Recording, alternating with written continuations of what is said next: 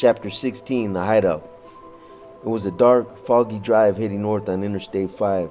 I headed to the mountains where the air was clear and I would be safe, isolated, away from the public. I arrived in a small town called Dunsmuir and stopped at a rundown motel at the end of town. I was exhausted from the emotional day of testifying. I just needed a hot shower and a warm bed. The next morning I woke up to a train whistle. On my hunt for fresh coffee, I thought to myself what a beautiful area Dunsmuir was to live away from prisons and the crowds. The town was surrounded by giant redwood trees, and in the distance you could hear the water running down the streams. If I stayed here, maybe no one would know who I was. I could start over. Later, I toured the town looking for a place to stay. Luckily, not too long into my search, in the second floor window of a quaint house, I saw a for rent sign. The owner had a welcoming smile on her face, and she introduced herself as Mary Ann. The unit was very well kept. It had hardwood floors, a sufficient living room, a kitchen, a bathroom, and a bedroom large enough to fit a queen-size bed. It was perfect. The rent was $400 a month, including utilities. After friendlier chatter, she asked me what kind of work I did. Although I felt oddly close to my new landlord, I didn't want to get into the whole story. I told her that I was a correctional officer at a state prison in California and that I was on medical leave.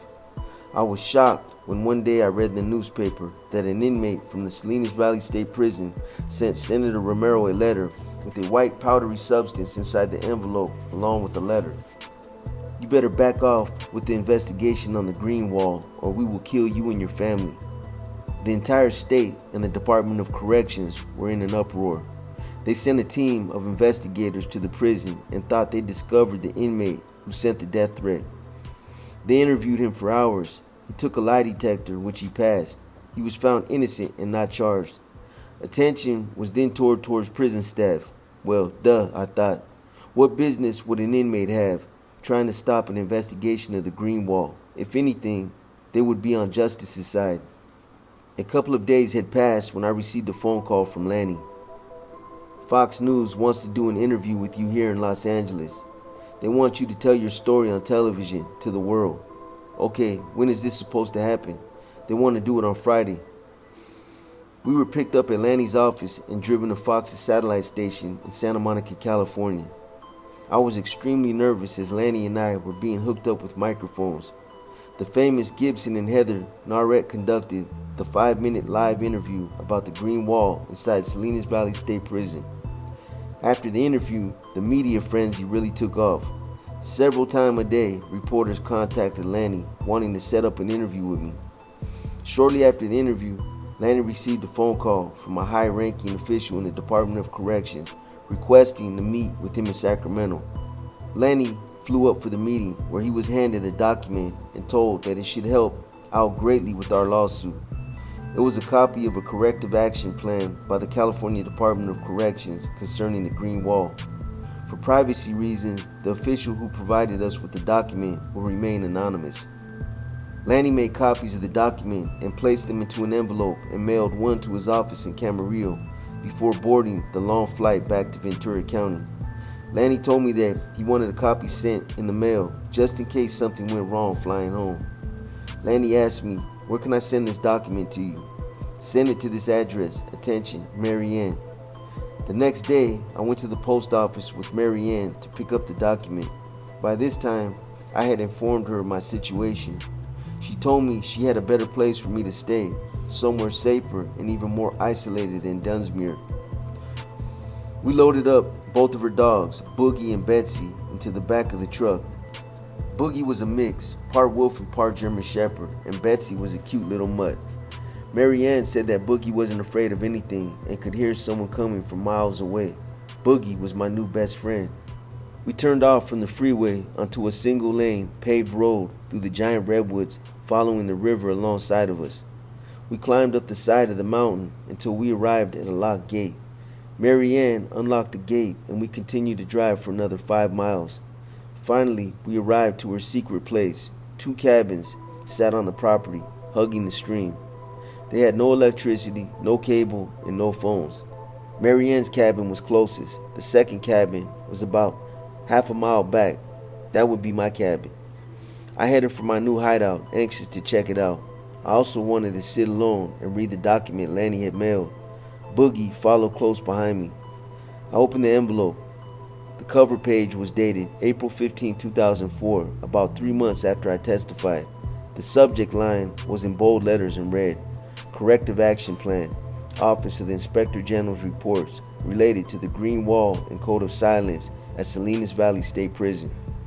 The second document was also in the envelope that was attached to the Corrective Action Plan and was signed by the Acting Director of Corrections, Richard Rimmer, and Agent Secretary Roderick Q. Hickman, who answered to the Governor, Arnold Schwarzenegger, was signed by the Director of Corrections, Richard Rimmer, and the Agency Secretary, Roderick Q. Hickman, who answered to the Governor, Arnold Schwarzenegger.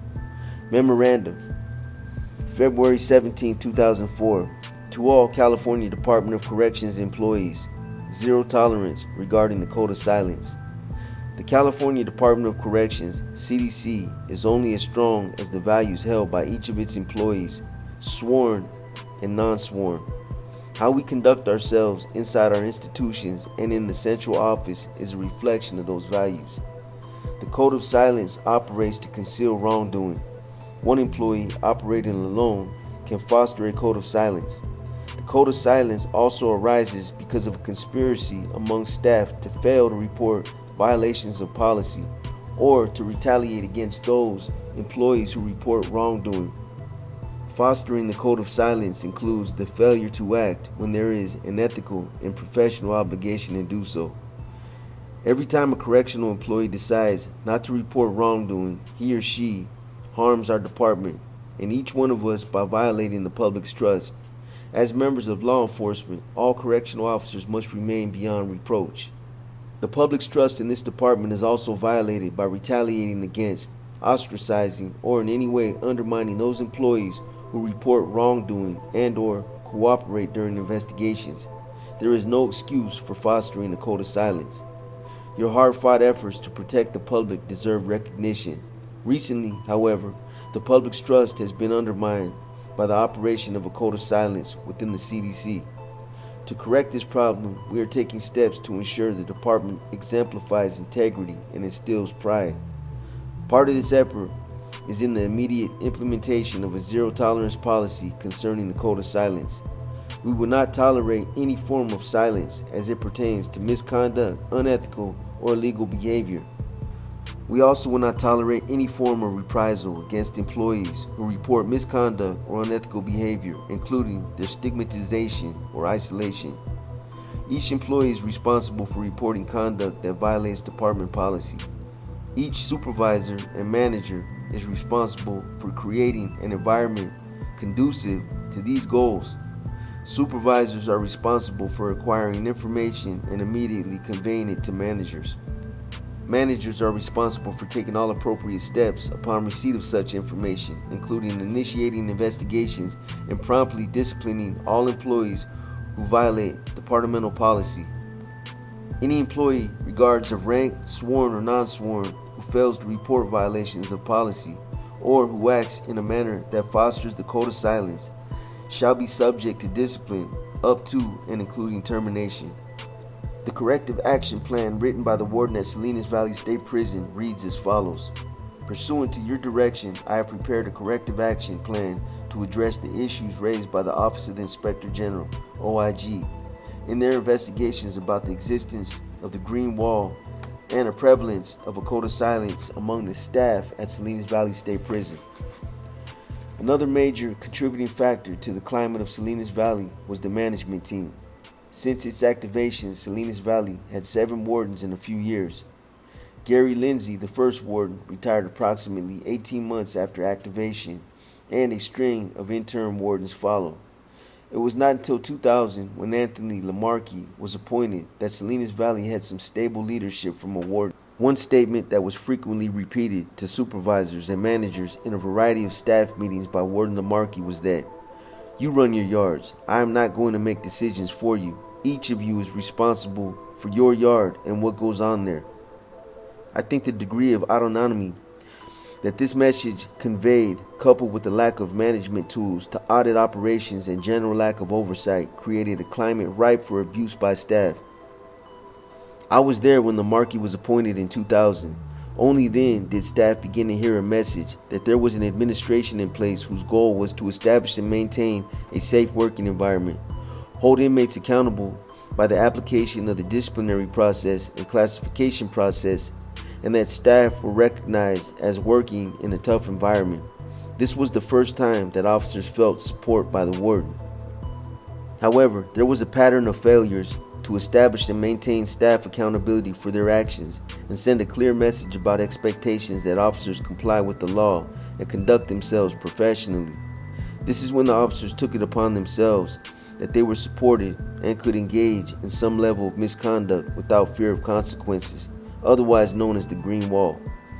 Inherent in this subculture is a belief that they are duty bound to each other to protect each other's interests at all costs from any attack.